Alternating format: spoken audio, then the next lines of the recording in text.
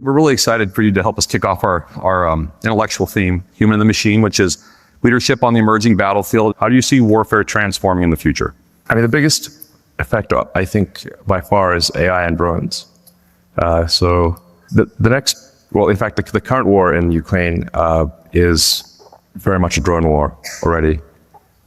It's sort of a contest between Russia and China to see who can deploy the most number of drones. Now, if there's a major power war, it's very much going to be a drone war. It's going to be drones and AI, and it's a sort of. I mean, I do worry about the existential risk of AI, which is that if you employ AI and drones, do you go down this path where eventually you get to Terminator? Try to avoid that. That'd be good. That would be good. Yeah. Minimize the Terminator risk. But I mean, essentially, when you're making military drones, you are making Terminators, and I think you'll somewhat be forced into giving the drone localized AI, because if the AI is far away, it can't control as well as localized AI. So, what do you mean by localized AI? Meaning it's autonomous killing machine. Completely autonomous. Well, you give it the okay, yeah, in a particular arena, and it goes with certain parameters. Yeah, hopefully. Yeah. Do you think our adversaries will have those same type of concerns or limitations? Well, yeah. I mean, it depends on how much existential risk there is in these wars. So if it's a regional war, I think it'll be more tempered. If it goes beyond a regional war, then it's all bets are off. And then you start deploying things that you really wouldn't want to deploy. So hopefully that doesn't happen. But you said it, and I would agree that if you just look at the contemporary conflicts that are taking place, you would agree that machines aren't just disrupting warfare; they're now commonplace. Drones are going to be overwhelmingly the what matters in any between any powers that have significant technology. It's so. But my personal belief is like that it'll actually be, I think, probably too dangerous to have humans at the front. It's drones at the front. And it's too dangerous. Drones don't miss. Because of the lethality, though. It's Yes. too dangerous to have humans at the front. Yes, I mean, if you've seen some of the computer-controlled sniper rifles, I mean, they just don't miss. So you're finding a machine that's gonna, aim with micron-level accuracy and never gets tired. So how do you think the United States should be leveraging technology to further our national defense? Well, I think we probably need to invest in drones. The United States is strong in terms of technology of the items, but the production rate is low. So it's a small number of units, relatively speaking. But basically, I think there's a production rate issue. Like the rate, say, like how fast can you make drones? If you say there's a drone conflict, the outcome of that drone conflict will be how many drones does each side have in that particular skirmish times the kill ratio. So if you've got, you can have let's say the United States would have a set of drones that have a high kill ratio, but then the other side has far more drones. If you've got a 2-to-1 kill ratio, the other side has 4 times as many drones, you're still going to lose. Do you think our industrial base can scale to make the volume of drones that you're talking about? I think that's going to be the biggest challenge. That is, it can scale, but it is not currently scaling. Why would that be? I think the procurement is still. I mean, I read a lot of military history and actually like the thing that I go to sleep with is usually an audio book on military history of one kind or another. So I find the subject very interesting. And one of the things that tends to happen is that countries pretty much are geared up to fight the last war, not the next war. And it's hard to change. I mean, you look at the uniforms at the start of World War I and the tactics and strategies they used at the start of World War I, they were not significantly different from the Napoleonic era. The French were marching into war with brightly colored uniforms. Look great. That's not what you want to be. When somebody's trying to point a gun at you, you don't want a great looking uniform. You want a uniform that blends in. So there's a tendency to gearing up to fight the last war. The last war the US fought is kind of the Cold War, I guess. So it usually takes like some kind of shock factor to adjust. I would recommend adjusting now. And you are seeing some startups like Anduril and a few others that have different mindset. But it's really, it's going to be, can you make a lot of drones and what's the kill ratio? That's what it comes down to. So there was recently a report that said that President Zelensky said by February 2025, there'll be 1 million drones produced by the Ukrainians. So it seems like it's doable, and this might be a process question. And we'll talk about process in a second. But as you were just talking, I was thinking about, and you said that you can't have humans at the front. And so you haven't created a company that's solved aging yet, have you? No. Okay, so in 100 years... I wonder whether we should solve aging. That's a great point. Yeah. I'd like to wrap it up sometimes, right? Well, it's like, how long do you want Putin and Kim Jong-un to live? Yeah, that's a great point. Yeah. But let's say don't get it first. Let's say you go forward 50, 100 years. How do you envision this evolution? And I think this might get to Neuralink. How do you see this evolution between the human, who maybe can't be at the front any longer, the technology's at the front, yet keeping them integrated and synchronized? Like, how is that going to work in your mind? I mean, so communications is essential. Like, it is actually very important to have space-based communications that cannot be intercepted, which is Starlink. What Starlink offers. Starlink is the backbone of the Ukrainian military communication system, because it can't be blocked by the Russians. Essentially, it's the only thing that can't be. So on the front lines, all the fiber connections are cut, the cell towers are blown up, and the geostationary satellite links are jammed. The only thing that isn't jammed is Starlink. So it's the only thing. And then GPS is also jammed. The GPS signal is very faint, but Starlink can offer location capability as well. So it is a strategic advantage that's very significant.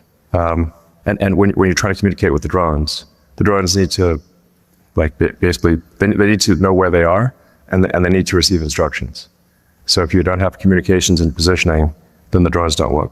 So now, that's quite important. It's essential. But you find it important that there's still that communication between the human and the machine or the drone. Yeah. Yes. I mean, there's it's a different question of where are things right now versus where will things be in 10 years. But I have to say, I do look at the future with some trepidation. I have to have some deliberate suspension of disbelief to sleep sometimes, because I think we're headed into a pretty wild future. And I'm naturally an optimistic person. So, but AI is going to be so good, including localized AI. I mean, at the current rates, you'll have, something that's sort of rock level AI, probably that can be run on a drone. And so you could literally say, this is the equipment that the drone needs to destroy. Go into that thing, it'll recognize what equipment needs to be destroyed and take it out. It's a lot of your work at Neuralink, though, is because what you're saying is that AI is going to quickly surpass, at least in your estimation, the human's ability to control it. Yeah. Okay. I mean, I'd like to say no, but the answer is yes. So first off, how long until you think that happens? Before that, the AI has evolved to the point where, the AIs can start working together, even relying on computers, in a de-hobbled way, and therefore surpasses the ability for the human to be able to influence how it's working. Well, I think humans will be able to influence how it's working for a long time. This is an esoteric subject that really goes into pretty wild speculation. I think to some degree that the AIs, I think, will want humans as a source of will. So if you think of how the human mind works, there's the limbic system and the cortex, your kind of base instincts and the sort of thinking and planning part of your brain. But you also have a tertiary layer already, which is all of the electronics that you use, your phones, computers, applications. So you already sort of have 3 layers of intelligence. But all of those, the cortex and the machine intelligence, your sort of cybernetic third layer, is trying to make the limbic system happy, because the limbic system is a source of will. So there's some, it might be that the AIs just want to make the humans happy. And part of what Neuralink's trying to do is improve the communication bandwidth between the cortex and the digital tertiary layer. Because our output bandwidth of a human is less than 1 bit per second per day. There's 86,400 seconds in a day. You don't output 86,400 tokens. So, but like the number of words that I can say at this forum, say just look at it from an information theory standpoint. How much information am I able to convey? Not that much, because I can only say a few number of words. And in order to convey an idea, I have to take a concept in my head, I have to compress it down to a small number of words, try to aspirationally model how you would decompress those words into concepts in your own mind. That's communication. So your brain is doing a lot of compression, decompression, and then has a very small output bandwidth. Neuralink can increase that bandwidth by several orders of magnitude. And also, you don't have to spend as much time compressing thoughts into a small number of words. You can do conceptual telepathy. That is the idea behind Neuralink. It is intended to be a mitigation against AI existential risk. You talk about alignment. Can you explain what you mean by alignment to help everyone understand? Yeah, just is the AI going to do things that make civilization better, make people happy, or will it be contrary to humanity? Will it foster humanity or not? Will be against humanity? So obviously we want an AI that will foster humanity. I think in developing an AI to foster humanity, as I've thought about AI safety for a long time, I think I've had probably 1,000 hours of discussion about this. And my ultimate conclusion is that the best course for AI safety is to have an AI that is maximally truth-seeking and also curious. And if you have both of those things, I think it will naturally foster humanity, because it will want to see how humanity develops. Humanity is more interesting than not humanity. I like Mars. I'm a big fan of Mars, obviously. And I think we should become a multi-planet civilization. I think that's very important. The purpose of SpaceX is to make life multi-planetary. That's the reason I created the company, and that's the reason that we have the Starship development in South Texas. That rocket is far too big for just satellites. It's intended to establish life on Mars, not just to send astronauts there briefly, but to build a city on Mars, and that's ultimately self-sustaining. But getting back to AI, if you've got a truth-seeking AI that is maximally curious, my neural net, my biological neural net, says that that's going to be the safest outcome. Because it's like, so while like Mars, Mars is not as interesting as Earth because there's no human civilization there. Or thought of another way, if you want to render Mars, rendering Mars is pretty easy. It's basically red rocks look kind of like some parts of Arizona. There's not a lot of people. It's easy to render. It's render like to Mars, but rendering human civilization much harder, much more complex, much more interesting. And I think a curious, truth-seeking AI would foster humanity and want to see where it goes. That requires trust between the human and the machine, and that's where I want to ask you a question on this. So the Army, leaders in the Army are no strangers to implementing new technologies. Think about how GPS, for example, transformed navigation. It'd be unheard of not to use GPS today, but when I was a lieutenant, no one used GPS. So recently I was watching this incredibly important and realistic documentary called Top Gun Maverick. Yeah. And in it, I learned, it's really good. It's really good. I mean, if you don't want to think about the plot too closely, but it's a great movie. It's a fantastic movie. I learned that Tom Cruise is actually not an actor. He's like a pilot, apparently. But he taught me something really important in it. He says it's about the pilot, not the plane. And that's right before he defeats a 5th-generation fighter with a 1970s built F-14, right? Yeah. Yeah. So, I mean, you just go with a biplane. Yeah, there you go. Tom Cruise could do it. Stop with camel. In it, it's a bit of a cynicism or a cynical view of the need for technology. It's like, hey, technology is superfluous. Humans can do it, but we know that's not the case. No. I don't question Tom Cruise, Elon. I don't ever question Tom Cruise. No, I'm just kidding. I guess the question is, how do we get humans to be able to trust the machines? Because there is a lot of stories. For example, we just recently had a conversation where a pilot, Apache pilots, were given new technology, and they were like, we're not going to use it because we don't really trust it. So they didn't use it. And so how do you, when new technology is implemented, we have to be able to trust it, especially if it's going to be the difference maker to win. So how do we do that? How do we build the trust between the human and the machine?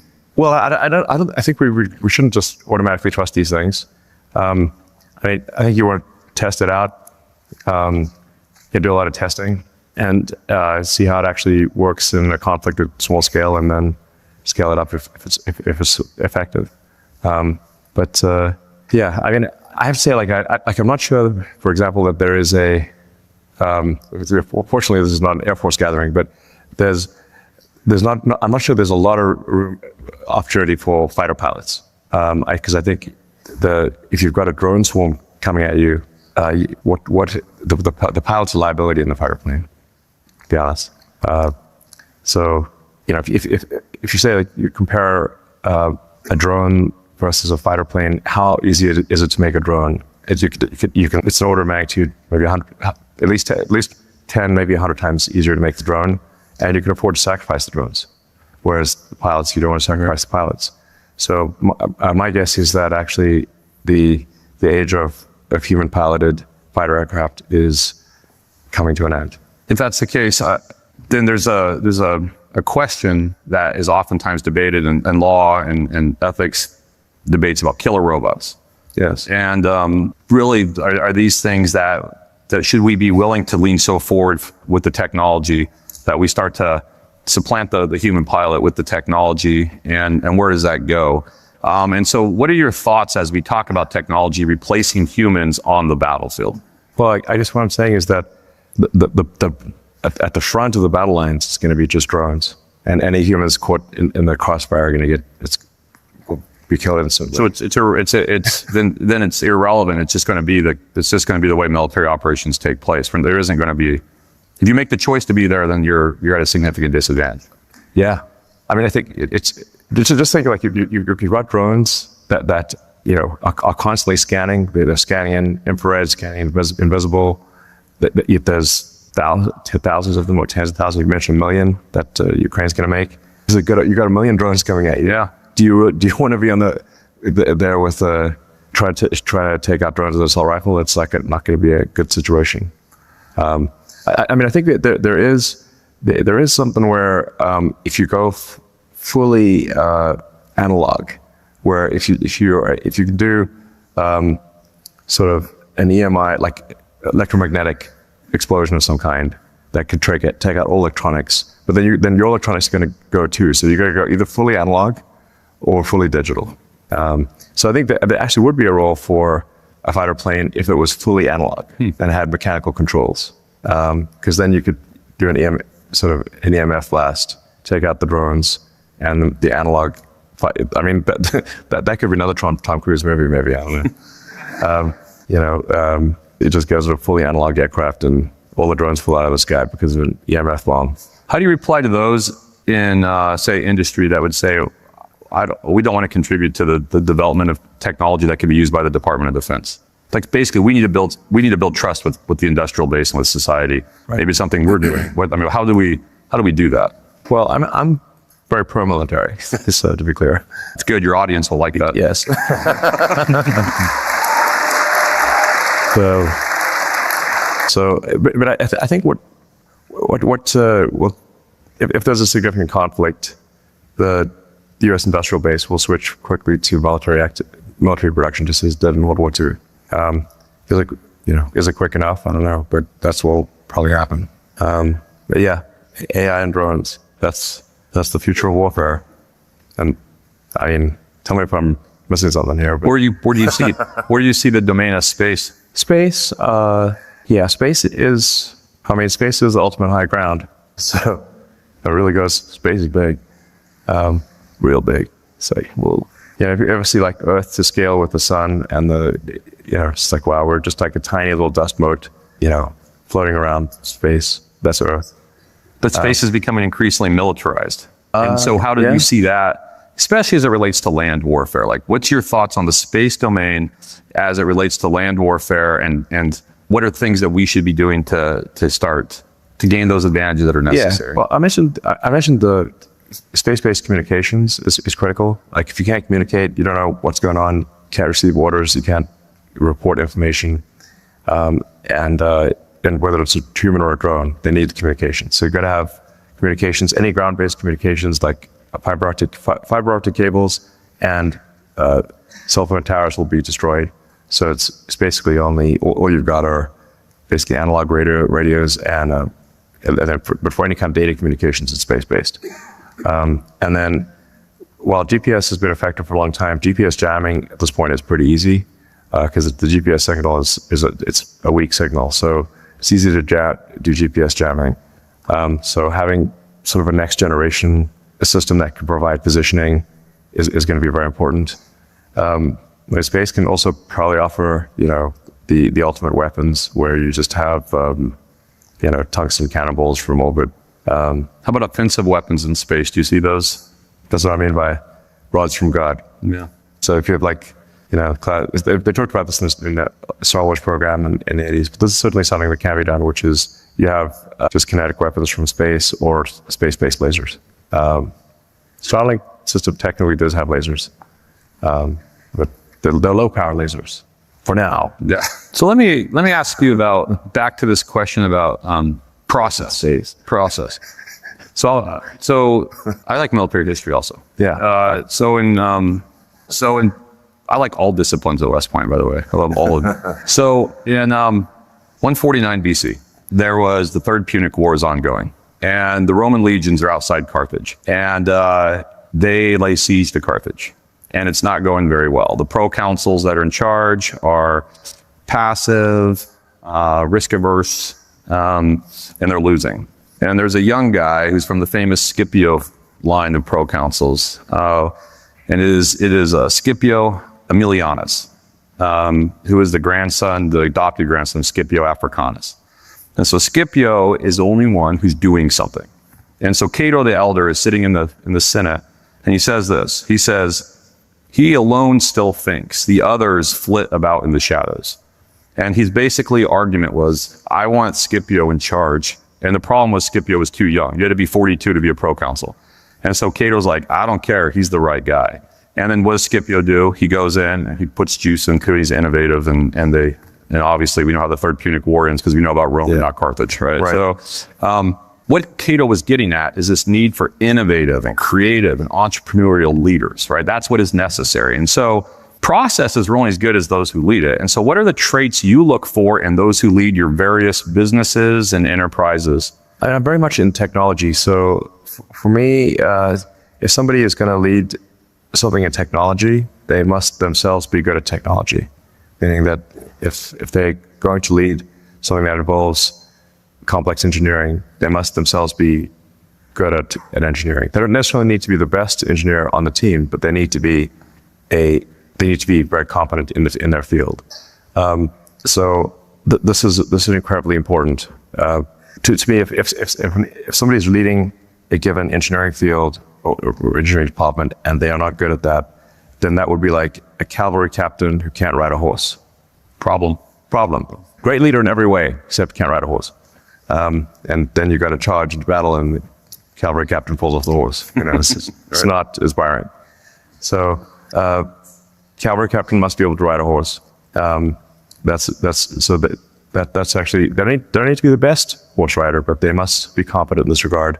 Otherwise, they cannot evaluate the talent of the team, and they don't understand the technology that's being developed.